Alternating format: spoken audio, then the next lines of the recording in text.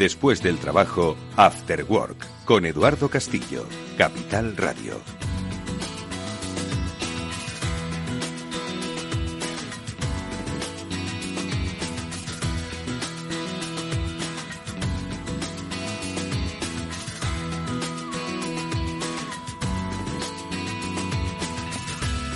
Hola amigos, ¿qué tal? Buenas tardes y bienvenidos un día más al Cyber After Work. Este es el programa de ciberseguridad de Capital Radio que cada semana trata de acercaros la realidad de una manera más técnica, pero también de una manera más corriente de lo que supone el mundo de la seguridad en las comunicaciones digitales o en nuestra relación con el mundo digital, que es prácticamente completa. Un programa que hacemos como siempre con el experto conocimiento basado en la experiencia y por supuesto el aprendizaje de Pablo Sanemeterio y Mónica Valle, a los que ya paso a saludar. Mónica Valle, ¿qué tal? Muy buenas tardes. Hola, muy buenas tardes, Eduardo, muy buenas tardes a todos. Como bien dices, problemas de nuestro tiempo, esa seguridad digital que hay que proteger y para eso pues hay que conocer muchas cosas, que es lo que contamos aquí cada semana. Desde los mensajes que nos llegan a nuestro teléfono móvil hasta cómo protegemos una industria que puede ser el motor económico de una región de España. Bueno, pues todo eso tiene que ver con una sola cosa, con la seguridad en este caso es de la información, pero en realidad es de los perímetros que incorporan esa información necesaria para pues el funcionamiento de esas industrias o el funcionamiento de nuestra vida, porque al final nuestra vida se rige por información, la que se manejan quizás en formato código, que dicen lo que tenemos en el banco o si podemos acceder a determinadas operaciones en nuestra empresa. Pablo Sanemeterio, buenas tardes. Buenas tardes, Eduardo. Pues sí, como bien dices, una vida digital en la que cada vez más este tipo de servicios marcan nuestro día a día y marcan nuestras posibilidades de acceder a financiaciones, marca la posibilidad de acceder a quién eres, qué haces, todo este tipo de información y datos que tienen empresas y administraciones nuestros, y eso es un poco sin duda nuestro tesoro, y hay que tener segura esa información siempre. Sí, porque hay que decir que hoy todo es un dato, es decir, los datos lo son todo. Como comentábamos pues en diciembre pasado, a propósito de esa cobertura que hicimos desde este programa de las 15ª jornadas STIC organizadas por CCN, a las que por supuesto este año volveremos a dar cobertura. Si recordamos, Mónica, Pablo, el leitmotiv, la temática de ese encuentro, pues por excelencia y de referencia, venía a ser el control del dato y la visión 360. Hoy todos son datos. Nosotros somos un dato en sí mismo, lo que dice Pablo, ¿no? Hay muchos datos que conforman nuestra identidad digital, hay datos que conforman nuestra identidad financiera, lo que tenemos en el banco, y hay datos que son los que conforman la operativa de nuestro negocio o el funcionamiento de nuestra fábrica, ¿no? Y controlar y securizar ese dato, pues es la clave. Nos cuesta entenderlo, pero es la clave, Mónica, de pues lo que hablamos en este programa y sobre todo del presente, ¿no? Digital que vive una sociedad económica como la nuestra, ¿no? Efectivamente, y yo creo que tienes toda la razón. En primer lugar, hay que entender el valor de ese dato, que creo que también es algo que todavía usuarios, empresas incluso no entienden ese valor que tiene el dato, y por eso muchas veces pues se maltrata, ¿no? Por decirlo de alguna forma. Las empresas manejan ingentes cantidades de datos, pero no saben controlarlos, a veces no saben ni dónde están, ni para qué los pueden usar. Y al final hay que darles un sentido, hay que gestionarlos, hay que controlarlos y, por supuesto, hay que protegerlos. Ahí es donde entra en juego esa seguridad de la información. Y es fundamental porque esos datos al final, en nuestra era, los datos son poder, pero es que además los datos son los que nos van a permitir a todos, seamos quienes seamos, tomar mejores decisiones si los gestionamos bien, y para eso hay que siempre asegurarlos y protegerlos bien. Así que, como decías, Edu, esos datos hay que controlarlos, protegerlos. Bueno, pues hoy vamos a hablar del dato, pero en muchas escalas. Vamos a hablar, como decía Mónica, del dato que nos afecta a nosotros como ciudadanos, de cómo protegerlo, de cómo proteger el dato que dice el dinero que tenemos en el banco. Y ahora os voy a explicar por qué me refiero a esto de esta manera.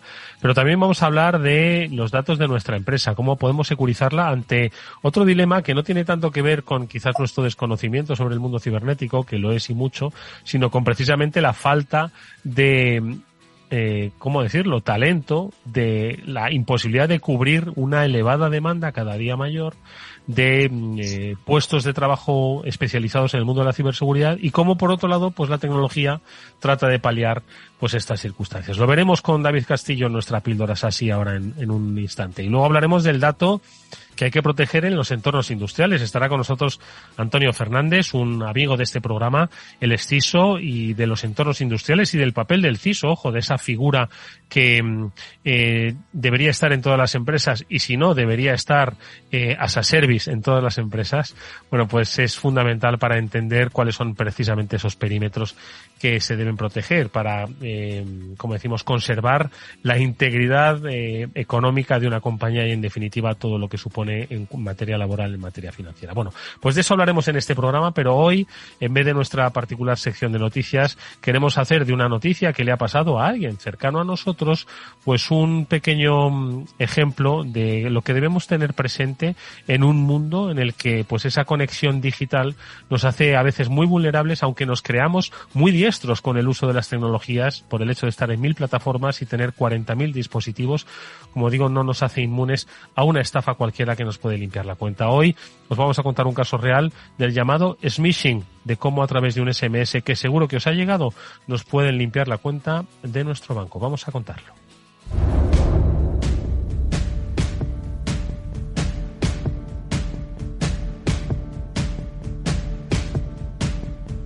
Bueno, pues todo puede comenzar como comienza en la mayoría de las estafas, a través de un reclamo. Y este reclamo viene muy camuflado. El smishing es, pues eso, disimular a través de un SMS en nuestro teléfono móvil, pues una noticia, una advertencia. A mí me llegó hace un par de días uno y tardas por lo menos 30 segundos en asimilar que puede ser una estafa. Alguien que hace un programa de ciberseguridad, te cuesta procesar que eso puede ser una estafa. El mío decía así.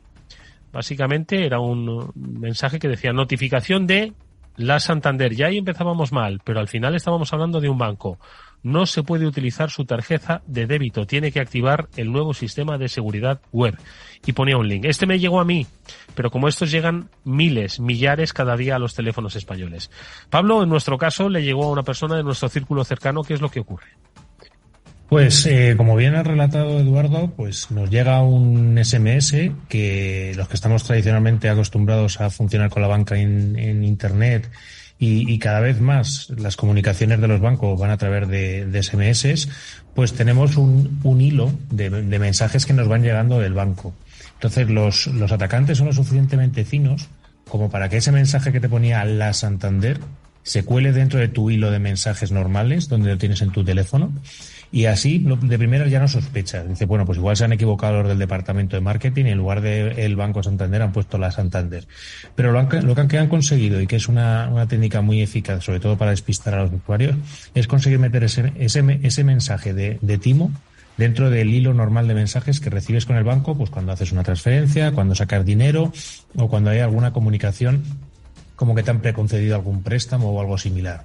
Todas esas comunicaciones que tiene el banco contigo a través de SMS están en un hilo, siempre desde el mismo remitente, y los malos consiguen colocar ahí tu mensaje, como bien dices, y con un enlace. Ese enlace es un poco la clave. En el momento en el que pinchamos, como bien decía, siempre hay un cebo, algo que te anima a actuar, es decir, algo que te mete presión para que pinches rápido y no pienses, ya bien sea activar el nuevo sistema de seguridad, que se te ha cancelado la tarjeta de crédito de débito si no haces algo, que tienes pendientes unos impuestos. Hay muchos cebos, que ya hemos comentado alguna vez, y ese tipo de cebos son los que nos hacen entrar, picar y empezar a funcionar o empezar a que empiece a funcionar la maquinaria de los malos. Ahora contamos cómo funciona esa maquinaria, pero Mónica, lo primero de todo, ¿por qué nuestra mente funciona de esa manera en la que primero nos cuesta entender que eso puede ser una estafa o directamente es que ni la vemos? Segundo, que hay veces que no es siquiera nuestro banco, pero nos quedamos bloqueados ante un mensaje de estas características que nos limita la operatividad, que nos dice que falta algo o que tenemos incluso un tema grave con Hacienda, porque estamos hablando hoy de smishing a través de mensajes de bancos, pero pueden utilizarse pues en múltiples situaciones, o por ejemplo paquetes de correos que no estamos esperando y que de repente nos llegan. Entonces, el ser humano, ¿por qué somos tan débiles que al final muchas veces nos la cuelan incluso si no es un servicio que hemos contratado? Muchas veces es una cuestión de confianza. Al final nos está llegando un SMS y entendemos que nos lo está enviando alguien que tiene nuestro número de teléfono, que es un contacto. Ya puede ser una persona física como, en este caso, un banco o una empresa de paquetería, etcétera. Entonces, pensamos que es alguien de confianza o una empresa de confianza. Si además pone el nombre de ese banco o de esa entidad, pues ya, pues de primeras damos por hecho que son ellos, ¿no? Es algo natural pensarlo. Más aún si, como bien estaba explicando Pablo, con esas técnicas también tan sofisticadas consiguen que se cuelen el propio hilo de nuestro banco o de correos o de la empresa a la que están suplantando. Entonces, de primeras, vemos ese nombre que es muy conocido para nosotros, entendemos que es alguien de confianza, además está en ese hilo, pues lógicamente lo primero es pensar, o lo lógico es pensar que eso es algo que puede ser real. Lo que pasa es que al mismo tiempo siempre se nos tienen que activar las alarmas. Yo creo que por defecto, incluso cuando se trate de recibir mensajes por correo electrónico, por SMS, que es de lo que estamos hablando hoy, pero también incluso por WhatsApp, porque este tipo de estafas están llegando mucho por WhatsApp. Entonces, no podemos dejarnos llevar por esa confianza o por esa inocencia que a veces tenemos pensando que es un mensajito inocente que nos llega por SMS. Todos los ciberdelincuentes sobre todo se aprovechan de esa confianza que tenemos en que nos va a llegar a través de un contacto o nos va a llegar a través de alguien que conocemos. Y no tiene por qué ser así, al contrario, no es para nada así. Y no nos podemos quedar parados, sino que tenemos que detectar las claves, esos detalles que a veces es cierto que son detalles, pero ahora si quieres, Edu, los comentamos para detectar cuándo es un smishing o cuándo es un SMS, en este caso legítimo. Bueno, pues vamos a ponernos en la situación peor. Hemos confiado y hemos pinchado. Ahora enseguida Pablo Sanemeterio nos comenta qué es lo que empieza a pasar en nuestro teléfono. Bueno, a partir de ahí, de ese momento, ya en nuestro teléfono o en nuestro ordenador, una vez hemos pinchado en ese enlace, nos va a aparecer una página idéntica a la de nuestro banco. A día de hoy es muy fácil, es prácticamente trivial copiar la página del banco y replicarla en otro sitio que no sea el oficial y estar a disposición del malo. O sea, replicar una página web es algo casi, digamos, de niños. Entonces, con esa página replicada, lo que te van a pedir es el número de la tarjeta, te van a pedir el PIN, te van a pedir la caducidad o incluso el código de 3 cifras ese que tenemos por detrás muchas veces y que nunca sabemos muy bien para qué se utiliza. Bueno, pues ese que se utiliza también a veces en las transferencias. Y una vez has rellenado todo eso con tu buena fe pensando que es un sistema de seguridad nuevo, que es una necesidad urgente porque si no te van a bloquear las cuentas, que es incluso hay veces que que te van a recuperar, que te van a ingresar dinero en tu tarjeta, o sea, simplemente es una devolución de Hacienda que no te esperabas. Tienes que poner tus datos de la tarjeta de crédito y tú los pones como persona muy obediente que eres, las pones ahí todas en la aplicación.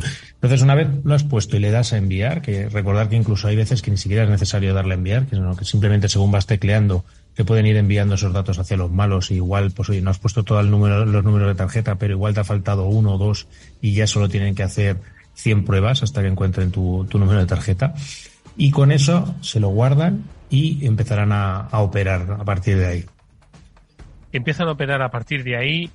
Mónica, al final, como decía Pablo, las réplicas, hacer una réplica de una página web es muy sencilla. Es decir, esto no tiene solución, la apariencia, por mucho que queramos securizar un poco esos entornos y por mucho que las entidades financieras hacen llamamientos de que nunca van a pedir los datos personales a ninguno de sus clientes a través de los dispositivos electrónicos, al final es inevitable esa usurpación de identidad visual que hace que la gente lo crea.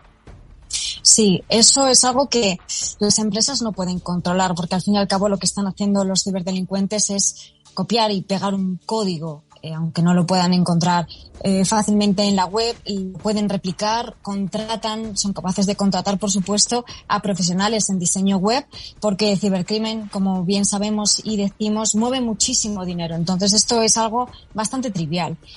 Una vez que nosotros hemos accedido a ese enlace que comentaba Pablo, en lo que nos tenemos que fijar no es tanto en la apariencia de la web, porque clonarla, como estamos contando, es muy sencillo, sino en la propia URL. Si vemos que efectivamente no nos está llevando a mibanco.es, en este caso sería bancosantander.es, si nos está llevando a banco.santanderonline.es. Ahí estamos detectando que algo no va bien. Es más, incluso más allá que de fijarnos en la propia URL del enlace al que nos está llevando, lo mejor es que si realmente queremos verificar algo que está pasando en nuestra cuenta, vayamos nosotros, tecleemos nosotros directamente esa URL que ya conocemos en lo que es el propio navegador, o que lo busquemos en nuestro buscador, en Google o en el que sea, y que pongamos Banco Santander, lo encontremos, y en esas primeras webs que nos aparecerán en los resultados, pues será la web legítima. Accedemos a través de ahí y nunca a través de un enlace que nos llegue por SMS, como es este caso, que lo más probable, porque últimamente está pasando tantísimo, como decía Edu, es que sea un fraude. Bueno, pues muchas veces rellenamos esto con toda la buena fe. No sabemos siquiera que no es necesario, como dice Pablo, que le demos a un botón de salvar, enviar, guardar. Ya automáticamente están quedándose con nuestras credenciales, y nosotros, pensando que hemos hecho, bueno, pues un movimiento digital para salvaguardar pues nuestra cuenta, porque no queremos quedarnos bloqueados y poder seguir pagando la gasolina o lo que sea con nuestra tarjeta, de repente empezamos a ser víctimas sin darnos cuenta de una estafa. ¿Cómo nos enteramos de que somos estafados, Pablo? Pues básicamente hay dos formas. La primera es cuando entras a la cuenta bancaria y te encuentras un cargo que no reconoces. Ahí te das cuenta de que, o bien cuando diste estos datos de la tarjeta en la página web, los han usado en un comercio para comprar con ella, o os han empezado a utilizar en un cajero para sacar el dinero de un cajero, vas a empezar a ver los cargos en la tarjeta. Ese, digamos, es un poco el modo menos, digamos, proactivo, es decir, más que cuando entras tú periódicamente a la cuenta del banco a ver qué es lo que hay. Hay otros mecanismos y otras formas en las cuales, cuando los usuarios tienen activados mecanismos de notificación desde el banco, pues con esos mecanismos de notificación se van a dar cuenta. Es decir, te notifica el banco mediante un SMS que bien has sacado dinero, que has hecho una transferencia, que has hecho X movimientos. Pues empezarás a recibir, por ejemplo, mensajes de que has sacado 140 euros, 120 euros, 100, 70, 40, 20. Los malos van bajando poco a poco esas cantidades que van sacando, porque van bajando, van llegando al límite de la tarjeta o al límite de la cuenta y quieren intentar sacar cuanto más dinero mejor. Y una vez lo han conseguido, pues corren y hasta el día siguiente, si todavía no te has dado cuenta, y seguirán en el cajero o seguirán comprando en el comercio online mientras esa tarjeta funcione, la seguirán utilizando. Pues Mónica, yo creo que falta una pequeña reflexión final sobre cómo poder evitar a futuro esto, cómo hacemos para no ser engañados. Cada día nos van a llegar con más frecuencia y por muchos lados, y hay que estar muy prevenidos. Reflexión final, Mónica. La reflexión es que todos estos ataques, especialmente el smishing, se basan en esa ingeniería social, en intentar engañarnos, haciéndose pasar por otras personas, pero utilizando sobre todo la urgencia, nuestra necesidad como usuarios, como humanos, de responder ante algo que nos están haciendo una petición, nos piden actuar, ya sea enviar algo, dinero o acceder a un enlace. Entonces, nunca nos dejemos llevar por esa presión que nos intentan meter los ciberdelincuentes, por esa urgencia. Pensarlo, pararnos siempre un poquito, como decía Edu, esos 30 segundos son fundamentales para intentar detectar eso que está mal, algo que hay raro. Seguro que nos salta una alarma. Pensarlo, parar, y seguro que evitaremos la mayoría de los casos. Bueno, pues esto le ha pasado a alguien de nuestro círculo. Ha perdido pues casi 500 euros porque llegó a tiempo. Pero si uno no llega a tiempo, puede perder muchísimo más. Nosotros, a través de esta pequeña reconstrucción, lo que queremos es simplemente deciros que nos fijemos muchísimo más, que vivimos en un tiempo de estrés, de rapidez, de muchísimas notificaciones en nuestro teléfono móvil. Bueno, pues aún así hay que frenarse siempre y leerlas con detenimiento, no leerlas en diagonal, porque quizás eso nos va a marcar la diferencia entre que nos limpien la cuenta o sencillamente dar un paso más en el control de la información y de nuestra ciberseguridad.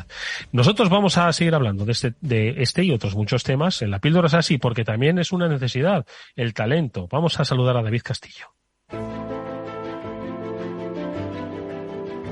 Hola, muy buenas a todos.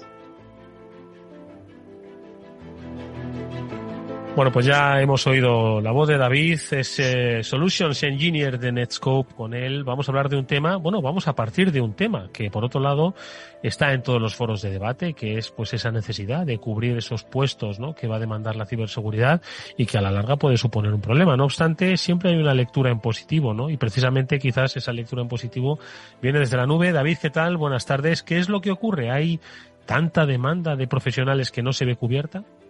Hola, buenas tardes. Pues sí, de hecho, la semana pasada saltó una noticia que hacía eco de un informe de INCIBE, en el cual hablan de que para finales o el año 2024 harán falta unos 80.000 profesionales para cubrir todas las vacantes de este sector. De hecho, a día de hoy, en España, hacen falta más de 25.000 profesionales. O sea, con lo cual, da una idea de la necesidad que se tiene en este sector, de todo tipo de profesionales cualificados en el entorno de la ciberseguridad. Aparte de eso, también, el que está en este tipo de empresas o está dentro de estos departamentos sabe que hay una alta rotación en el sector. Es decir, los profesionales van saltando de una empresa a otra, con lo cual, eso todavía más agrava esa falta de profesionales en cada empresa. Y, al final, todo ese tipo de necesidad de tantos profesionales es necesario potenciar más todavía la formación, ya sea a niveles de formación profesional, universidades o bien desde el sector privado con máster de ciberseguridad. Sí. No, te iba a decir que obviamente no hay una vía, ¿no?, de formación que hemos comentado ampliamente aquí, y que además tratamos de potenciar, poniendo un poco de relieve esas cifras, ¿no?, a las que hacías referencia, ¿no? Pero también decía al principio, David, me hacía referencia a que la tecnología y la innovación a veces pueden ir un poco más rápido, ¿no?, que esa formación tan necesaria de especialistas, y es precisamente en el concepto de la nube y sobre todo la concepción que tiene Netscope del trabajo de la ciberseguridad, lo que puede dar respuesta a esa, de momento, carencia de especialistas en las compañías, ¿no? Correcto. De hecho, yo creo que uno de los puntos claves de la adopción masiva que estamos viendo, de plataformas, ya sea de nube pública, plataformas SaaS, o en nuestro caso, plataformas SASI, es el alto grado de automatización y de unificar. Es decir, la época de tengo un producto que me hace una determinada cosa y tengo decenas de productos y tengo a 2-3 personas dedicadas a gestionar, a aprender y a actualizar todos esos productos, yo creo que ya hace tiempo que ha pasado. Es decir, al final, de cara a la industria, hemos respondido unificando productos en soluciones y esas soluciones en plataformas y al final, en vez de gestionar decenas de productos, de lo que se trata es de, aunque tengamos muy poco personal para la gestión del día a día, que se le haga más sencillo el ver una incidencia de seguridad, el actualizar esas soluciones en el día a día y sobre todo también la formación que requiere tener tantos productos distintos y siendo tan pocas personas dentro del departamento de ciberseguridad de cada empresa. Pablo, ¿qué te parece? Pues me parece que, como bien dice David, es una realidad que deben afrontar todas las compañías y todas las organizaciones, el que existen pocos profesionales, se forma mucho desde máster, desde universidad, etcétera. Yo tengo la suerte de poder ser profesor en algunos másters y desde ahí se van generando y se van dando salida a bastantes profesionales con mucha hambre y muchas ganas de crecer. Pero precisamente por eso muchas veces luego también duran poco en las organizaciones, porque pronto encuentran otra organización que les propone un reto mayor o que les da unas condiciones mejores y se mueven rápido. Entonces vivimos en un mundo totalmente competitivo en cuanto a una escasez de recursos y de profesionales, sobre todo entendiendo esos recursos como profesionales del sector de la seguridad. Y ahí, la ayuda de las herramientas, la ayuda de tener una única consola o la ayuda de hacer las cosas todas desde un único punto, son muy buenas.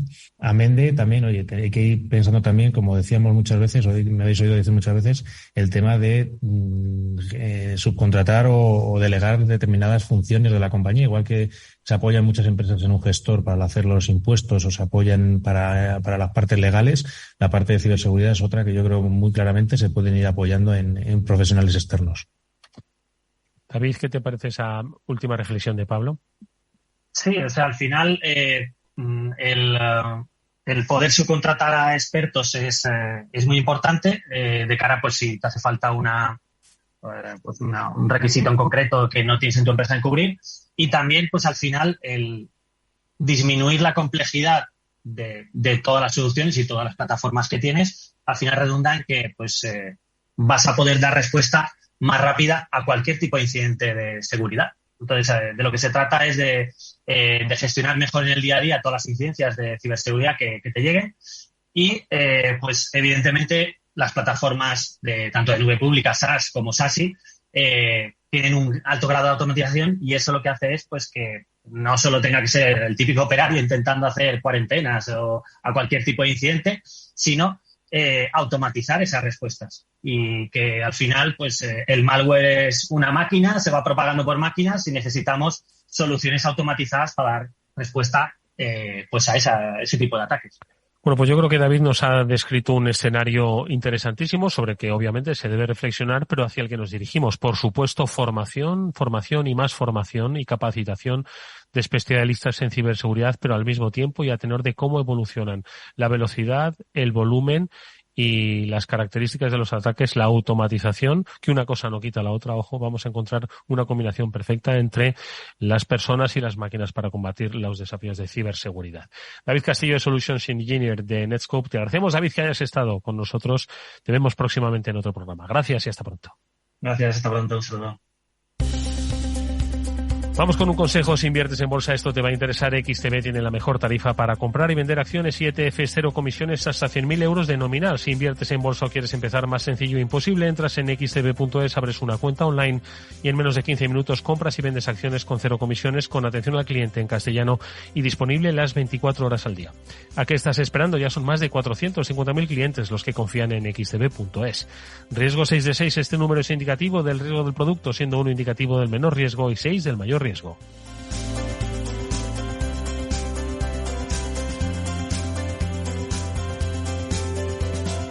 After Work con Eduardo Castillo. ¿Qué es ir más allá? Con Arval podrás llegar donde te propongas de la forma más sostenible y desplazarte como y cuando necesites con una oferta de renting sostenible, segura y conectada. Y preocuparte solo de conducir porque nosotros nos ocupamos del resto. Arval, la transición energética arranca aquí. Más información en arval.es. Eduardo Castillo en Capital Radio. After Work.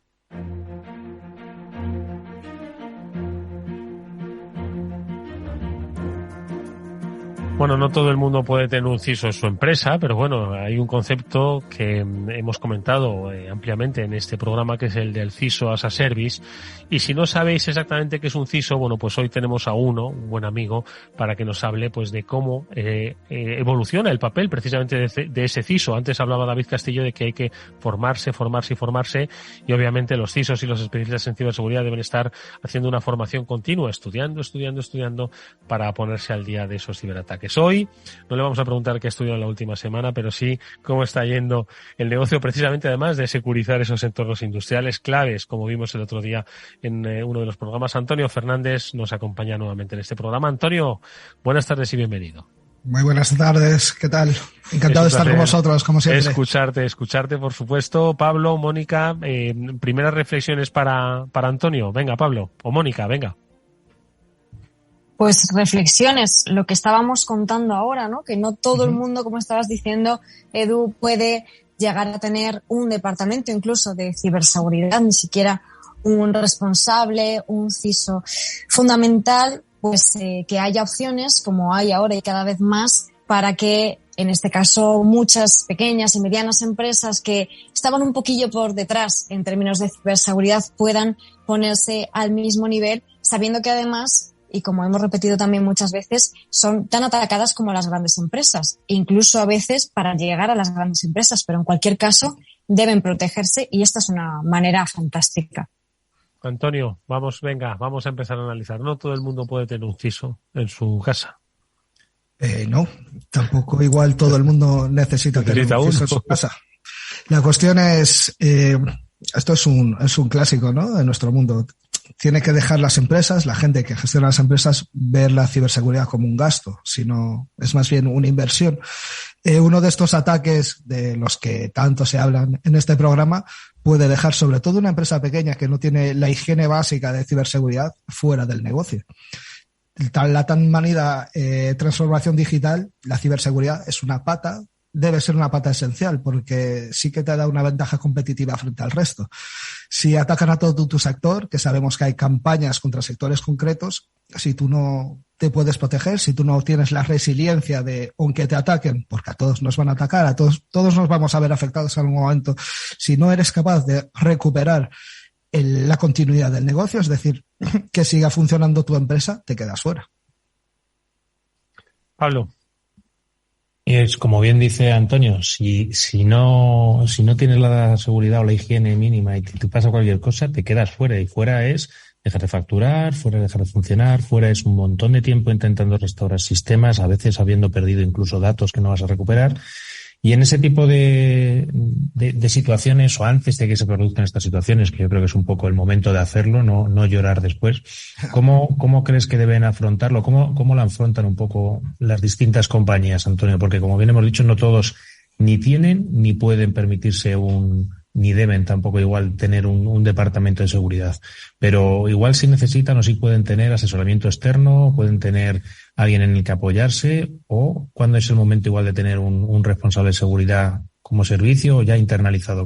¿Tú cómo lo ves? Bueno, primero saber, que supongo que lo sabrás, si eres media o grande y entras dentro de las industrias que NIS, la directiva NIS, bueno, la transposición que tenemos te incluye, o la NIS 2 dentro de poco, que va a incluir a nuevas, pues hombre, te avisarán que necesitas uno. Se hizo un gran trabajo en la transposición de la primera NIS, donde sí se publicó que la figura del CISO, cuáles son sus funciones y sobre todo que es algo totalmente distinto a la seguridad integral que viene siendo la física, somos otro mundo relacionado pero distinto. Ahí se señala ya que esa figura existe, pero como bien dices, hay empresas externas que te pueden aconsejar. Primero hay que hablar con alguien del sector, no muchos vendehumos que se subieron a este tren de la ciberseguridad. Gente que lleva un tiempo en el sector, que puedes buscar referencias con otros compañeros que tengas alrededor, y desde ahí ellos te harán una evaluación, lo que se llama un plan director de cómo estás, la foto y a dónde queremos ir. No va a pasar de un día a otro, ¿vale? Tiene que ser por plazos y podremos alcanzar lo que podemos alcanzar con el dinero, con el presupuesto y con el tiempo que tenemos y recursos. Los recursos son muy importantes. Oye, Antonio, estábamos hablando también de los entornos industriales. ¿Cómo está ahora mismo, un poco como objetivo, cómo va avanzando esa securización de las industrias, de las fábricas? ¿Estamos hablando de un momento delicado? ¿Crees que no ha cambiado mucho la alerta que obviamente siempre salta para estos entornos? ¿Cómo está? Habitualmente el mundo de la tecnología operacional, o sea, el OT, está bastante separado del IT, de la tecnología de la información. En general, si la ley no te obliga a pasar determinadas medidas de seguridad, no se está haciendo mucho caso. Así aparecen, cosas que aparecen de vez en cuando, de que una fábrica acaba de parar la producción y ahora ¿qué ocurre? Hay cosas básicas como segmentación de red o que el acceso remoto sea a través de sistemas de VPN, con firewalls, con antivirus. Hay cosas tan sencillas y tan comunes en el mundo TI que en el mundo OT se siguen sin escuchar. Y aparte, sobre las amenazas, desde mi punto de vista, ¿vale? El mundo TI está tan saturado de malos que nos atacan que algunos están girando la cabeza hacia el mundo OT. También existen los brokers de acceso, esta gente que te vende usuarios y passwords para acceder, que se están especializando en OT. Y en OT tenemos otro problema añadido, porque uno de los malos de los que te meten ransomware de TI, a ti también te afecta. Pero están apareciendo nuevos actores que se están especializando en modificar cosas de los entornos industriales. Entonces, yo vaticino de aquí a unos años que crecerán las amenazas hacia el sector industrial. Y tenemos que pensar que, aunque no somos críticas esenciales o importantes, hay muchas familias que dependen de que la producción siga funcionando. Pablo. Y ahondando un poco en este comentario, Antonio, cuando hablabas de modificar determinadas cosas, yo creo que hay veces aquí, que a la gente hay que ponerle los ejemplos concretos y cosas que pueden pasar. Yo siempre referencio un poco el ataque de Colonial Pipelines, que quizás nos pilla un poco lejos, pero ha habido otro tipo de ataques también que, como hacía poco también la semana pasada, referenciábamos el atasco con Moscú. ¿Qué ejemplos pondrías o qué tipo de parámetros ves que se puedan modificar, que puedan tener consecuencias en el mundo real para las personas, en el mundo T, que como bien dices, están girando los malos un poco la cabeza para allá, vista la saturación del mundo normal, tradicionalmente informático? Pues a ver, lo de Colonial, de hecho fue un ataque de TI que afectó a cosas de OT, pero no afectaron a propiamente, digamos, cosas propias de industria. Pero aunque históricamente lo que tenemos son actores que son naciones que, bueno, pues están detrás de sabotaje, sí que hay algún virus malware como Industroyer o su nueva versión Industroyer 2, que lo que hace es llamar a determinados protocolos industriales, o bien para hacer denegaciones de servicio, o bien para modificar lo que tienen la información de esos PLCs, que son los actuadores que están en las líneas de producción, para decírtelo rápido. Así que sí que iremos hacia ahí. También hay algún nuevo malware que dentro de los procesos que matan ya están incluyendo cosas como ThingWorx, que es algo que utilizamos en algunas industrias, porque cuando pasas el ransomware por encima, pues también cifras la clave para que te permite utilizar ese software. Moni. Y Antonio, estabas hablando antes precisamente de que, bueno, en ocasiones o en muchas ocasiones, si no te obligan a hacer algo, ya sea pues las regulaciones normativas que ellas no se hacen, ¿no? Pero en cualquier caso, ¿dónde dirías o por dónde dirías que cojean más las empresas en términos de inversión? Que como bien decías, esa ciberseguridad, herramientas, soluciones, protocolos, políticas, son inversiones tanto en tiempo también, ¿no?, como en dinero. ¿Dónde dirías que está un poquito cojeando ese talón de Aquiles en las empresas en España? Pues en realidad, en industrias, si me planteas por industrias, yo creo que es una falta de entendimiento con la gente que está dentro de la fábrica. Los ciclos de actualización de fábrica pues son de 15, 20 años. Tú no te puedes comprar una prensa de 40 millones y cambiarla cada poco. A veces esa prensa que compraste hace 20 años está asociada, tanto la prensa como su mantenimiento, al equipo que te vendieron, que es un Windows XP.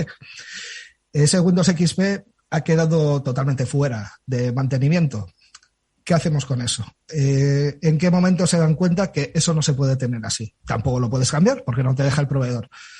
Es gente que no ve la necesidad porque nunca la ha tenido. Ahora con la industria 4.0 estamos enchufando todo a Big Data para mejorar los procesos y ganar un poco más de dinero. Pero una vez que conectamos esa fábrica, que antes era una isla, no estaba conectado con nada, a Internet, al IoT, a todas estas múltiples conexiones que estamos sacando para sacar beneficio, estamos abriendo pues nuevas puertas a ese sitio donde está, 20 años en el pasado, ya te digo. Antonio, ¿cuál es el día a día de ataques en un entorno industrial? Se reciben muchos correos electrónicos phishing, hay que estar alerta con inteligencia sobre inteligencia de amenazas, pues un poco sobre si se está hablando mucho de ti en foros donde no te gustaría que hablasen, un poco cuál es el día a día que reciben y que se paralizan y que no vemos en las noticias precisamente porque no han tenido éxito. Bueno, gracias a Dios el correo lo llevamos los de ciber de IT, entonces eso más o menos, si está bien hecho ahí, está bien hecho en el otro lado. Las amenazas suelen ser, aunque te parezca raro, que hay un criptozoológico habitualmente en esas fábricas ya de partida. Hay virus, malware, que tengo la manía hoy de decir virus, hay malware de hace, Kido, no sé si os suena Kido, es un malware igual de hace 10 años, la botnet no existe, pues sigue estando allí, infectando los equipos, metiendo ruido en red. No hay protocolos a la hora de enchufar en muchos de los sitios un equipo nuevo a la red, y como no está segmentado, imagínate que haya algo ahí, te tira todo abajo. Hay una práctica bastante fea en muchas industrias que es utilizar TeamViewer, que no se debería, o conexiones, sí. O conexiones remotas, o sea, otros softwares de control como TeamViewer. No hay una separación habitualmente entre IT y OT, pero son cosas básicas que las industrias que, llevamos un tiempo ya preocupándonos por la ciber, pues lo tenemos ahí. Por eso salen tantas noticias de ha afectado a la fábrica, no sé qué. Es que faltan muchas cosas aquí. Y las soluciones de EDR, las soluciones antivirus, muchas no soportan equipos que tú tienes o que la gente tiene en la fábrica. Yo he llegado a ver OS2 Warp en fábricas. ¿Cómo proteges eso? Quizás ahí los fabricantes siempre tienden un poco más a mirar el tráfico de red más que casi el propio endpoint, porque lo dejan abandonado por estar un poco anticuado, ¿no? Sí, y también lo que tendrías que tener es un inventario de cuántos equipos tienes. Muchas veces eso no existe en el mundo T. O sea, es como redescubrir la ciber cuando entras en el mundo T. Y estabas diciendo virus, sigue diciendo virus. Ya sabes que yo estoy en una campaña por recuperar la parte de virus frente a malware, aparte de que porque es la palabra castellana, porque yo creo que tiene bastante sentido y que luego se parece mucho. La gente además malware, el público en general no lo entiende, virus sí lo Efectivamente. entiende. Es que virus la gente ya ve que es malo. Acabamos de pasar el COVID, por lo cual les queda más refrescado en la memoria. Y te quería preguntar un poco, en tu experiencia, ¿cómo deben ser los primeros, o sea, sobre todo tu experiencia que has estado como responsable de seguridad en distintas compañías, cómo debe ser o cómo debe empezar un responsable de seguridad en una organización? Es decir, llegas el primer día allí a la empresa, te empiezan llegas a tu despacho y ¿cómo crees que debe ser ese primer día de un responsable de seguridad? Claro, tenemos que ver, como soy gallego te voy a decir depende, ¿vale? Primero, si ese puesto al que tú vas ya existía. Muchas veces, ya lo hemos dicho al principio, ese puesto no existía en la compañía. Cuando no existe ese puesto hay que definirlo, hay que trabajarlo no solo con recursos humanos, sino con todas las unidades de negocio de la compañía. Hay que hacer esa foto, habitualmente sin equipo, por lo cual te tienes que apoyar en consultoras externas, en freelance, en lo que tengas a mano, para hacer, primero un mapeo de lo que tienes y habitualmente lo que se hace es, el famoso análisis de riesgo y ver por dónde atacar. Luego, ¿qué necesitas? ¿Necesitas una ISO, un NS? ¿Trabajas con la administración pública? Pues podría esto guiarte para las acciones que vas a emprender. Tengamos en cuenta que habitualmente el presupuesto es finito, así que tienes que apuntar muy bien el tiro. No es tanto de tecnología, sino más de una estrategia de tengo un montón de cosas que cubrir, por dónde voy y con de qué recursos dispongo. También hablas con las unidades de negocio, pero tienes que involucrar tanto a las unidades de negocio como a la alta dirección y al consejo. Si la ciberseguridad no viene de arriba, nadie te va a hacer caso. Mónica. Esa es una parte yo creo que muy importante, ¿no? Involucrar, a todos los departamentos, ¿no? Que la ciberseguridad sea transversal, pero sobre todo a esa alta dirección para que sea más fácil también, ¿verdad? Invertir y que se convierta ese departamento de ciberseguridad, la protección y todas esas herramientas, esas políticas de seguridad en una prioridad para la propia empresa. ¿Dirías que esa es la parte más complicada, Antonio? ¿O cuál dirías que es a la hora de enfrentarse a realizar esa estrategia de ciberseguridad? Yo, en mi experiencia, el trabajo que que ejercicio como responsable de seguridad, es más de personas, es de ver que no eres un stopper, de ver que no eres un enemigo, que no vienes aquí a hacerle la vida más difícil a la gente, ganar la confianza de tus usuarios, porque si tú empiezas a hacer phishing en plan campañas y señalar a quién ha fallado, estás perdiendo la confianza con los usuarios. En mi caso, hasta cosas personales que han pasado a empleados compañeros donde trabajo, pues luego me vienen y me plantean, porque la ciberseguridad que dotamos en el cliente final, en las compañías, esto te lo tienes que llevar para casa. Y no solo a tus empleados, sino también a proveedores a veces, a proveedores, y no te digo de tecnología, sino a proveedores pues del material que vendan a la compañía y a clientes, porque la cadena de suministro también es importante. Si no te entran por ti, te pueden entrar por todo lado. Convencer a la gente con un lenguaje que te puedan entender, con PowerPoints. He pasado de teclear comandos en Linux a hacer más PowerPoints. Eso es verdad. También te tiene que gustar esa parte de la gestión que a mucha gente no le gusta, pero es como ser un embajador, ¿no?, de la ciberseguridad dentro de la compañía. Antonio, si no vemos más noticias en las noticias de incidentes que se han producido en entornos industriales, además de por el buen trabajo de los expertos en ciberseguridad, que estáis pegados a ese área, porque quizás, tenemos suerte, se producen pero no con tanta envergadura como para que salgan en las noticias tipo Colonial Pipeline, como decía Pablo, pero se producen.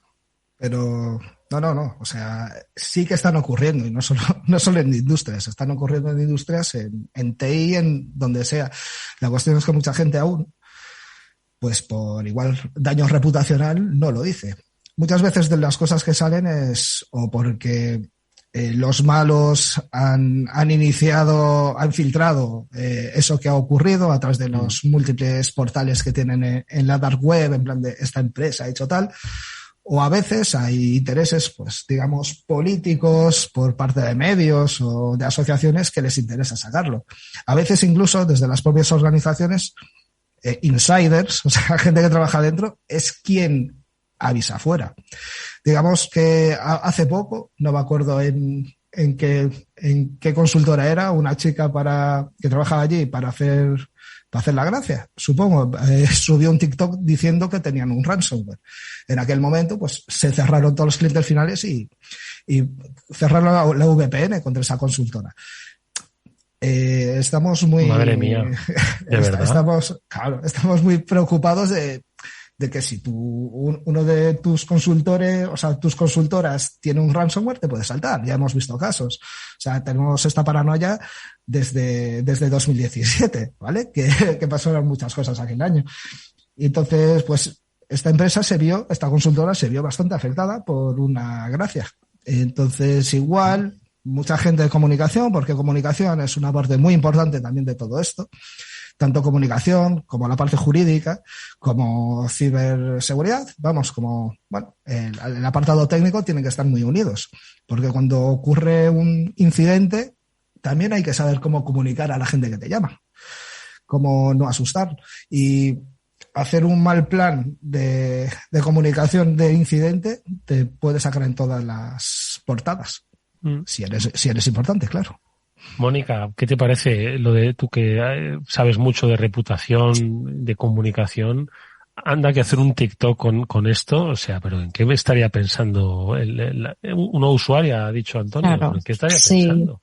Ha dado en el clavo, Antonio, que es importantísimo porque al final la lástima es que sufrir un ciberataque es una probabilidad bastante alta. Entonces hay que prevenirse, hay que prepararse no solamente en cuanto a la respuesta técnica, sino también en cuanto a esa respuesta de comunicación, que no es solo comunicación externa a los medios de comunicación, que también accionistas incluso, sino también interna. Y esos empleados que al final son la imagen de nuestra empresa cada día y allá donde van, cuando están trabajando y cuando no, porque sabes perfectamente que una persona trabaja en la empresa X, pues les tienes que decir previamente y les tienes que, de alguna forma, concienciar y, bueno, les tienes que explicar que si alguna vez se sufre un ciberataque, pues tienen que responder de cierta manera, que no tienen, por supuesto, que publicarlo en redes sociales, ni mucho menos publicar algo que no ha sucedido o que no saben qué es lo que está pasando, ¿no? Entonces, como bien dice Antonio, pues eso es una preparación que además no es de un día para otro, sino que hay que prepararlo con mucho sentido y con mucho tiempo, y tiene que formar parte de esa estrategia global de ciberseguridad. Y si me permites, Mónica, un momento, y ponerlo en práctica de vez en cuando, aunque sea con ejercicios, porque citando a Mike Tyson, todo el mundo tiene un plan hasta que recibe el primer puñetazo. Ahí los planes no funcionan. Entonces hay que ponerlo a prueba, no solo el plan de comunicación, sino también cómo responderíamos a LOPD cuando hay una petición de borrar datos personales, porque a veces mucha gente pone LOPD y luego buscas los datos personales y no aparecen. Entonces, cuidado, ese trabajo también hay que hacerlo bien. Y la respuesta a incidentes. La respuesta a incidentes pues tiene que estar preparada a un punto de vista técnico, y esto se hace a través de ciberejercicios o respondiendo a un red team, o simplemente recuperando de vez en cuando bases de datos o máquinas, porque igual tú estás haciendo los backups, pero se están haciendo mal. Si tú no lo vas comprobando poco a poco, cuando pase, ¿sabes? No hay nada más que hacer. No puedes recuperar esa máquina. Pues venga, Pablo, nada, 30 segundos que nos quedan para esa reflexión final a propósito de lo que decía Antonio y Mónica. Poco más que añadir, la verdad. O sea, yo recortaría estos últimos 2 minutos de Antonio y lo pondría en todos los informativos, en todas partes, para que la gente lo escuchara. Pues la verdad es que ha sido un resumen genial de todo un poco lo que es necesario, y que son cosas básicas. O sea, que no te tienes que ir a tecnología a punta y gastarte grandes presupuestos. O sea, esos planes y ponerlos en marcha es que es brutal. Y además hablabais de la imagen y de las personas hablando y demás, que precisamente en 2017 me acuerdo precisamente de ese incidente que yo creo el que estaba haciendo referencia a Antonio, y en todos los telediarios salieron bastantes empleados hablando de esa compañía. Y es algo básico en un plan de comunicación y en un plan de respuesta ante incidentes y en un caso de crisis como era ese, lo básico y lo más sencillo es que los empleados no tienen que hablar con los medios de comunicación. Hay unos responsables de comunicación que son los que tienen que hablar. Así que poco más que decir, y nada, apuntarnos estos 2 últimos minutos de Antonio y vamos a ponerlo en todas partes. Bueno, pero con nosotros sí que pueden hablar, que no pasa nada, ¿vale? Que nosotros encantados de que lo hagan. Y si además es el día que está Antonio Fernández, CISO, lo haremos, por supuesto, que encantados. Antonio, muchísimas gracias por haber estado con nosotros un programa más. Ojalá que nos veamos nuevamente en tu canal, y si no, por supuesto, siempre estaremos encantados de recibirte en los estudios de Capital Radio de este Cyber After Work. Un placer, como siempre. Nos vemos por ahí. Gracias. Y Pablo y Mónica, por supuesto, como siempre, muchísimas gracias, amigos. Nos vemos en la próxima semana del Cyber After Work. Hasta entonces. Hasta el próximo día. Adiós.